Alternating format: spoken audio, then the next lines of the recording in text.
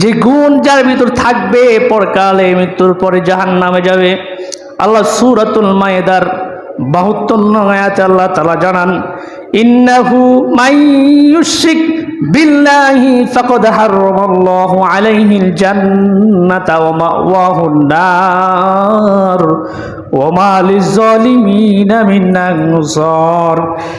আল্লাহ বলেন, ইন্নাহু মাইয়ুশরিক বিল্লাহ, নিশ্চয় দুনিয়া জমিনের ভিতর যারা শিরিক করবে, এক আল্লাহর সাথে অংশীদার করবে অন্য কাউকে, আল্লাহর সাথে মূর্তির অংশীদার করবে, গরুর অংশীদার করবে আল্লাহর সাথে, দেব দেবীর অংশীদার করবে আল্লাহর সাথে।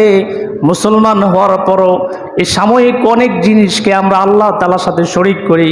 আল্লাহ বলেন, নিশ্চয় যারা দুনিয়ার জমিনের ভিতরে শিরিক করবে, ইন্নাহু মাইয়ুশরিক বিল্লাহ ফাকাদ হারামাল্লাহু আলাইহিল জান্নাহ, আমি আল্লাহ তাদের জন্য জান্নাতকে হারাম করে দিয়েছি। ওয়া মাওয়াহুন নার, তাদের স্থান হবে জাহান্নামের ভিতর।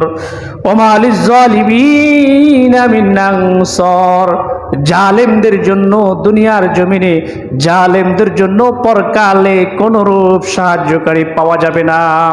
অর্থাৎ দুনিয়ার জমিনে যারা আল্লাহর সাথে শিরিক করবে, অংশীদার করবে, এই সমস্ত ব্যক্তিদের উপর জান্নাতকে হারাম করে দিয়েছেন আল্লাহ, এবং পরকালে তারা মৃত্যুবরণ করার সাথে সাথে জাহান্নামে চলে যাবে। আল্লাহ বলে, জাহান্নামে যাবে তো যাবে। ওয়া মা লিয-যালিমিনা, এই সমস্ত জালেমদের জন্য মিন আনসার, কোনো সাহায্যকারী পরকালে পাওয়া যাবে না। মুমিন ব্যক্তি মৃত্যুবরণ করার পরে যদি দুনিয়ার জমিনে কবিরা গুনাহ করে, যেমন কোনো কারণে নামাজ পড়তে পারলো না, কোনো কারণে হজ আদায় করলো না, হজ ফরজ হওয়ার পরও এটা কবিরা গুনাহ, কিন্তু মৃত্যুবরণ করার পরে যদি আল্লাহ চায় তাকে মাফ করবেন, যদি ইসলামের পথে থাকতো, নবীর সুন্নত অনুযায়ী চলে থাকে, তাহলে নবী তার ব্যাপারে শাফায়াত করবে। কিন্তু কোনো শিরিককারী ব্যক্তি যতই নবীর অনুসরণ করুক না কেন, মৃত্যুবরণ করার পরে তার ব্যাপারে নবীও কোনোদিন সুপারিশ করতে পারবে না।